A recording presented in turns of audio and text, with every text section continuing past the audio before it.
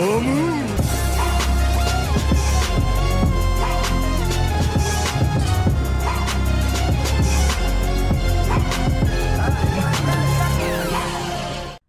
teman-teman kos-kosan, gimana kabar kalian? Baik-baik saja kan? Setelah Abdiko sebelumnya membuat video konspirasi tentang kisah urban legend Sukuna, yang ternyata sejak awal Sukuna memang dipersiapkan oleh pemimpin sekte Shinting bernama Mononobe Tengoku untuk mengutuk seluruh Jepang. Tengoku membuat mumi pemujaan Sukuna dari bocah cacat kembar siam yang dia adu dalam Gen Kodoku, sebuah game yang memasukkan orang-orang cacat dalam satu tempat, membiarkan mereka bertahan hidup tanpa makan dan minum, sehingga yang terjadi mereka saling membunuh dan memakan satu sama lain, dan hanya menyisakan si kembar siam yang masih bertahan. Tengoku kemudian mengunci si kembar siam hingga dia mati kelaparan, lalu jasadnya diawetkan dengan dijadikan mumi pemujaan yang ditambahkan abu manusia purba dari era kekaisaran Yamato, yang tidak lain manusia purba tersebut adalah Ryomen Sukuna dari legenda aslinya. Pada akhirnya Mononobe Tengoku berhasil karena mumi Sukuna membawa banyak bencana di era kekaisaran Taisho, hingga yang terbesar adalah gempa di area Kanto dengan korban mencapai 142.800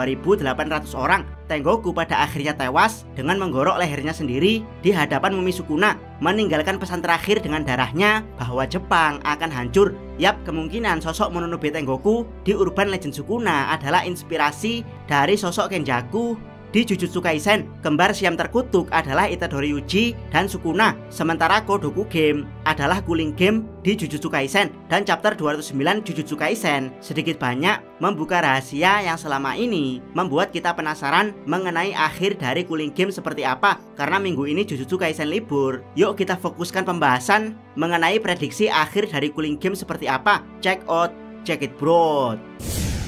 Untuk mengetahui akhir dari Cooling Game, kita kembali ke insiden Shibuya, di mana saat Sukuna bangkit dari tubuh Yuji yang dicekoki jari Sukuna, dia ditemui Uraume. Di situ, Uraume mengatakan kalau kebangkitan penuh Sukuna tidak akan lama lagi, karena memang di timeline itu Gojo Satoru sudah disegel oleh Kenjaku. Jadi Uraume dengan mantap mengatakan kalau kebangkitan penuh Ryomen Sukuna yang dipersiapkan Uraume dan Kenjaku sudah mendekati kenyataan, di mana di chapter 209 kita melihat Uraume dan Kenjaku yang akan memulai ritual kebangkitan Sukuna di ruangan penyiksaan milik klan Zenin. Yap, kira-kira seperti apakah ritualnya? Nanti akan Abdikos bahas di bagian tengah video ini. Yang perlu digarisbawahi adalah walaupun timeline di dunia nyata kejadian Uraume menemui Sukuna dengan kejadian Uraume dan Kenjaku akan memulai ritual kebangkitan Sukuna terpaut hingga 3 tahun, tapi di timeline manga kejadian tersebut hanya beberapa hari saja, yaitu insiden Shibuya tanggal 31 Oktober 2018 dan ritual menuju akhir Cooling Game tanggal 14 November 2018. Yap, hanya terpaut 15 hari.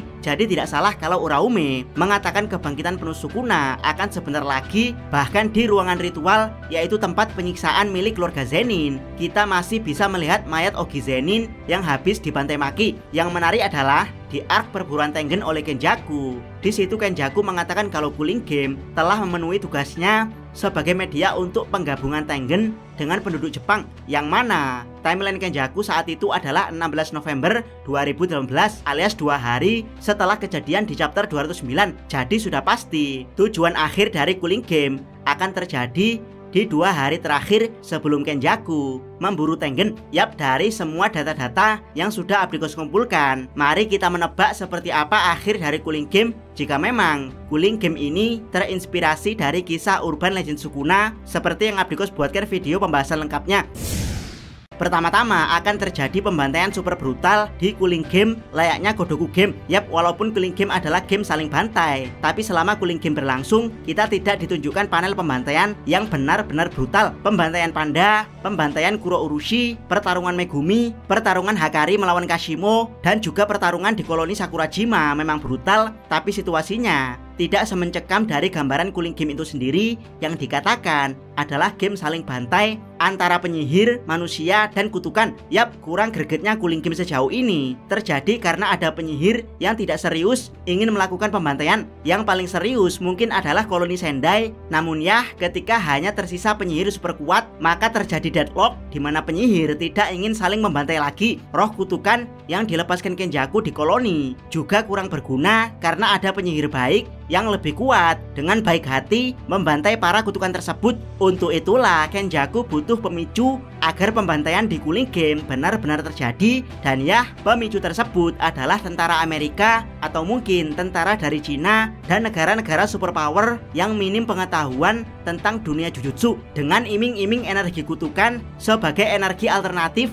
yang bersih dan ramah lingkungan. Kenjaku mengundang tentara Amerika atau mungkin tentara dari negara lain untuk menginvasi Jepang pada tanggal 14 November 2018 atau yang bisa teman-teman lihat di chapter 209. Dan ya, kemungkinan mulai dari chapter 209 atau di 2 hari ke depan inilah kita akan melihat Cooling Game yang sebenarnya, dimana isinya hanya situasi saling bunuh antar kutukan, penyihir, dan manusia yang benar-benar brutal layaknya Godoku Game. 2 hari terakhir ini sangat penting untuk Cooling Game karena Kenjaku mengatakan tidak penting meskipun orang-orang luar negeri tidak punya energi kutukan. Emosi negatif yang mereka keluarkan saat dibantai oleh para kutukan akan menjadi bagian dari kesuksesan Cooling Game sebelum penggabungan dengan Tengen. Bisa teman-teman lihat bagaimana ekspresi tentara Amerika ini saat melihat kutukan yang tiba-tiba muncul dari kegelapan. Rasa takut dan putus asa sebelum dia dibantai kutukan akan menjadi bagian dari akhir Cooling Game. Yap, walaupun tentara Amerika terlihat sangat kuat untuk melumpuhkan penyihir ampas seperti Remy, tapi sebetulnya tentara Amerika juga ampas jika dibandingkan penyihir super kuat. Bahkan untuk melumpuhkan Haba saja, tentara Amerika sudah kewalahan.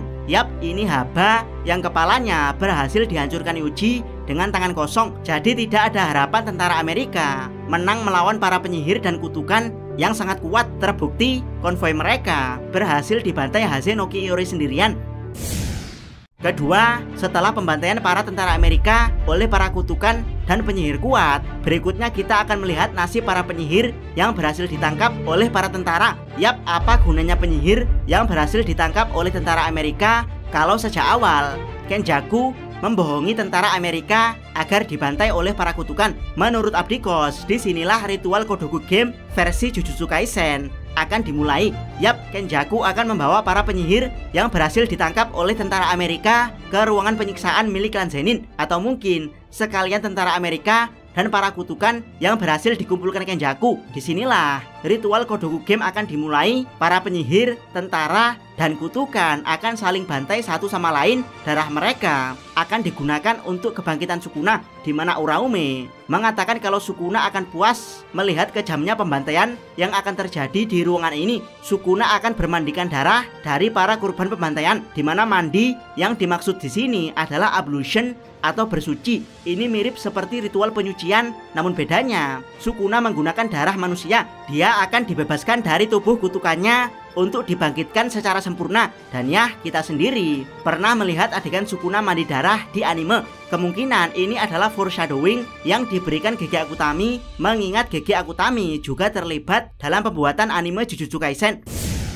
Ketiga, jika mengikuti kisah urban legend, kemungkinan aliansi Sukuna Uraume dan Kenjaku akan berakhir ketika Sukuna sudah mendapatkan tubuh sempurnanya dan Kenjaku akan berhasil membangkitkan monster impiannya untuk mengutuk seluruh Jepang. Abdikos jadi tidak sabar apakah Sukuna senang dengan wujud monster Kenjaku atau justru sebaliknya, yaitu Sukuna yang telah mendapatkan tubuh sempurna malah akan membantai Kenjaku dan monster ciptaannya, mengingat Sukuna punya sifat sulit ditebak dan rasa arogansi tinggi ketika disaingi. Yap, monster Kenjaku pada dasarnya adalah Tengen, makhluk yang menanamkan pondasi Jujutsu atau bisa dibilang Otsutsuki-nya dunia Jujutsu Kaisen, atau sebut saja makhluk ini sebagai dewa kutukan. Sementara Sukuna sendiri adalah raja kutukan. Dari sinilah Abdikos yakin kalau arogansi Sukuna sebagai raja kutukan akan membuatnya balik melawan monster Kenjaku. Bukan karena Sukuna berniat baik, tapi karena Sukuna ingin menjadi satu-satunya makhluk yang harus ditakuti setelah kebangkitan sempurnanya. Kenjaku yang sejak awal berperan sebagai perantara kebangkitan sang dewa kutukan